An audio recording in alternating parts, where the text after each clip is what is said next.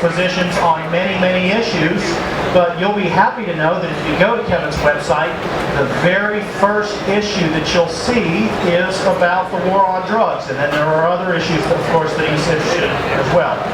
His statement on his website was that as a Texas state representative, I would fight vehemently to end the so-called war on drugs in Texas. At an absolute minimum, Texas must follow suit with Colorado and Washington and allow the recreational use of marijuana. Going beyond this, Texas should lead the charge in abolishing the criminalization of personal drug consumption across the board. And so that's exactly the kind of guy that we think should come and speak to us for a few minutes at our meeting. And I would like to introduce candidate for Texas House of Representatives, District 46, Kevin NORML.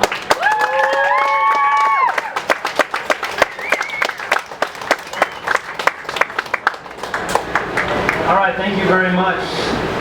Thank you, Jamie, for that wonderful introduction, and that was directly off my website, so thanks for that. I wanted to thank Jax Finkle. I don't know exactly where she is. Those lights are bright. You're back in the back. Thanks very much. We got to meet a couple of months ago, and she asked me if I wanted to do this, and so naturally I was very honored to come out here. Thanks to NORML for having me. As Jamie said, I'm running for the Texas State House of Representatives, District 46. That's in East Austin, if you're not familiar with the district numbers. It's north of 7th Street, east of 35, up into Pflugerville, and east out into Manor. So it's a pretty big area. There's 166,000 people, 118,000 of whom can vote. Of that, we've got about 68% minorities, so it's a fairly large minority area, which is significant, of course, to the situation with the war on drugs. I want to give you a little bit of background about me. I was born in the Northeast. I'm 35 years old, so I was born in the late 70s, just got in there. And my family moved to Texas when I was 8 years old. I've been here ever since. I grew up in West Houston. And that's kind of where my story with marijuana starts. So I want to tell a quick anecdotal story that I've never actually told anybody before, other than a few of my friends. I thought a political campaign was the place to do it. When I was 16 years old, in addition to being in sports very heavily in school, I was also in computer clubs and all that sort of thing. I was a super nerd in high school, and incidentally not very popular. But I was pretty good at fixing things. And one day this guy, his name is JR, he had this beautiful car, and he asked me if I could help him fix a stereo inside his vehicle. So I said, sure, bring your car over to my house and I'll do it. He's a year older than me.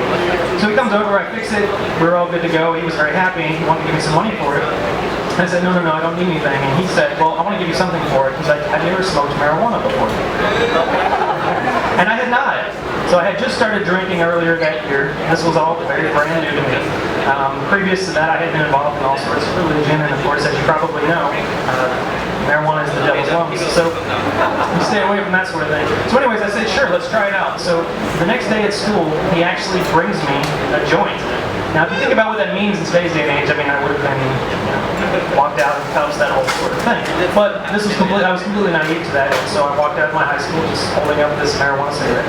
A couple days later, I went out to a party, and the very first time in my life, it was in February, whenever I was 16 years old, and I got to smoke this marijuana cigarette. And for the first time ever, it occurred to me that really nothing happened. In fact, I really enjoyed it a lot more than the alcohol I'd been drinking. I didn't have any hangover the next day, and it was portable, which was pretty nice. So there's all sorts of benefits that I saw to it, and for the very first time I had to start questioning, is this really the devil's drug, or is this just something else that people enjoy? It's 19 years later, and I still enjoy it, so that was the beginning of it. Since that time period, I went off to college. I got a degree in mathematics from the University of Texas. I did my undergraduate in number theory research. I own a software company. I published a book last year. I run a weekly podcast, and now I'm running a political campaign. So the fact of the matter is that you can smoke marijuana and still do some things with your life.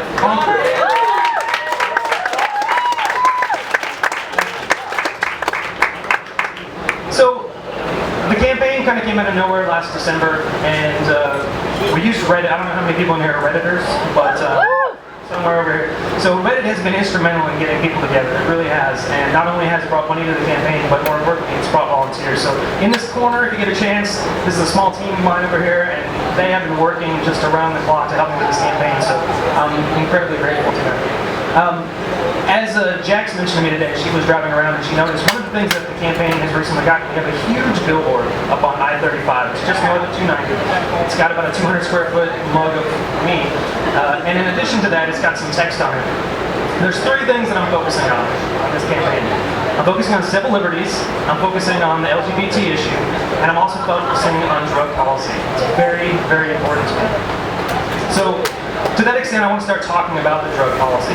I know there's really 3 different levels, as far as I can tell, as far as what people are interested in doing with respect to drugs. Some people are interested in just pushing for medical marijuana reform in the state, and I think that's all fine and good. Some people are pushing for full recreational use, similar to what Colorado eventually got, and some people are pushing for the full legalization of drugs across the spectrum. I just want to let you know my personal views before we get rolling any further. I believe, just like Jamie's introduction said about me, that all drugs should be legal, and I really, really believe that sincerely. I'd like to see the scheduling program completely dismantled. I think the DEA should not exist. They're definitely not. I'd like to see the DEA should not exist, and I'd like to see all of these rights transferred into the states. States should be the ones to determine whether or not we have drug policies and laws. So, whether or not you agree with one of those points or a second point or all 3 of them or wherever you stand on the spectrum, the most important thing that I want to bring to you guys is that my utmost belief in this campaign is to get the message out that regardless of where you are, people should not be in cages for using drugs, ever. It's outrageous, it's dehumanizing, it's oppressive, and it's expensive, I might add, and we're the ones funding the bill for this, so it's absolutely absurd. So day 1 in office would be to work with any Democrats, any Republicans that are interested.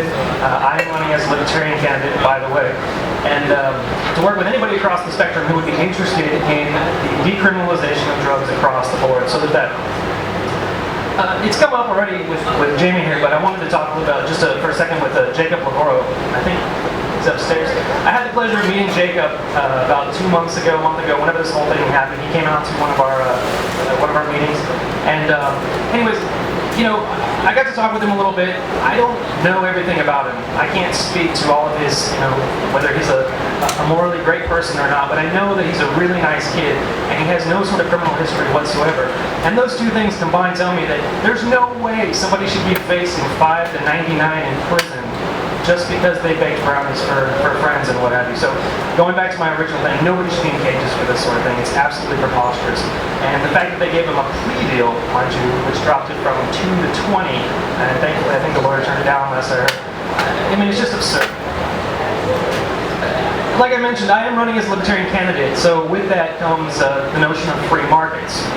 However, there are a few things that I very strongly believe really shouldn't be left to the free market, and one of those that I want to talk about very briefly is private prisons. I do not believe in private prisons, and I do not believe that the private system is going to handle this. The problem is really simple. When you create an incentive-based structure for anything, that thing tends to grow.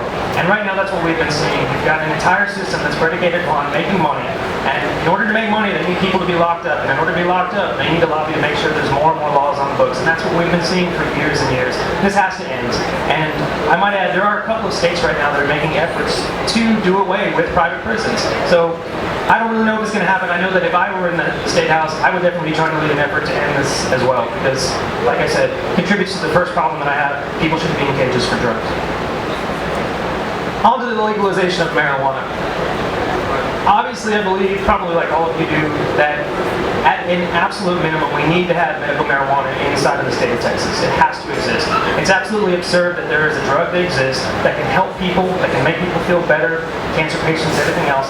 We all know all the details on this. You guys know way better than I do. The fact that inside of Texas this is illegal still, it just blows my mind every single day. So I think that's the very first thing that we need to shoot for. Beyond that, I really do believe that we need to adopt a policy similar to Colorado's. I think it's a reasonably good policy. There's certainly flaws to it that I'm not in favor of, but at the same time, it's a step in the right direction. Now, to that point, I just want to take a moment to kind of consider the whole libertarian anarchist type of position, because I really do believe strongly in these sorts of things, and I want to make sure that people think about this.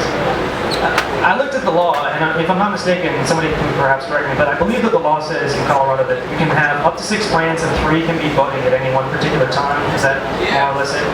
So I liken that to any number of similar states. Imagine if you had some old woman out in her garden with her giant hat on and pruning shears and what have you, and she's got that 4th tulip bulb that goes into the ground. Imagine if that sort of thing were illegal, you can have 3 of one particular plant, but the second you get to the 4th one, now somehow you've stepped over some sort of a line where you should be incarcerated for that. It just doesn't make any sense. And so the reality is that here we are celebrating what Colorado's done, and I really do celebrate it. I believe it's a step in the right direction. But we have so far to go still, because we're celebrating the notion that we're putting a limit on how many plants somebody can grow. And I mean, I just think that's absolutely ridiculous. So, something to consider moving forward. Another thing that I want to talk about very briefly, because again, Colorado really did blow me away with this particular one, but they implemented the retroactive reversal of marijuana convictions. And to be perfectly honest with you, I actually think that that was quite more of a statement for the state to make than for them to legalize marijuana in the first place. The reason being, because there was all sorts of money being made, the private prison system up there as well. So this is something that really, really impressed me with Colorado after the fact. And as a state rep, I absolutely am in favor of the retroactive reversal of marijuana inside the state. Ideally, and as Jimmy was saying, I'd like to see that for all non-violent drug offenders across the board. But again, this is a normal meeting, so let's stick to marijuana. So, as a very brief summary, because I don't want to keep this long for you guys, I support the legalization of drugs across the board. I just want to make that very well known as a candidate for the Texas State House of Representatives. There does exist at least one person who favors that. I want to introduce legislation to legalize marijuana and to at least decriminalize certain quantities of all other drugs. I strongly oppose the private prison system and want to have them shut down, at least in the state of Texas. And I want to immediately see all non-violent drug offenders removed from incarceration. The war on drugs is an abysmal failure, and my understanding of this is because drugs were never really the enemy in the first place. It's just a preposterous notion. The fact that we've lived with this for 30 or 40 years, whatever it is right now, is just absolutely beyond absurd to me. As a politician, or somebody at least an aspiring politician, I'd certainly like to help do whatever I can to reverse that trend. Unfortunately, there are bunches of politicians spitting out utter bullshit on the topic all of the time, and you all know this. So, there's at least one who's trying to reverse that trend, and I need your help getting into the office. I'm absolutely willing to make whatever steps we can towards fixing this problem, towards addressing the problem, but it does take help, it takes support. I don't necessarily need money. What I need are people who are willing to volunteer, who are willing to put my name out there, who are willing to get out in the streets. Like I said, the small team that I have over here, we have a much larger team. About 4 or 5 of them are here. We've got about 20 people that have been regularly helping me out, and it's unbelievable to see that sort of support for something so grassroots.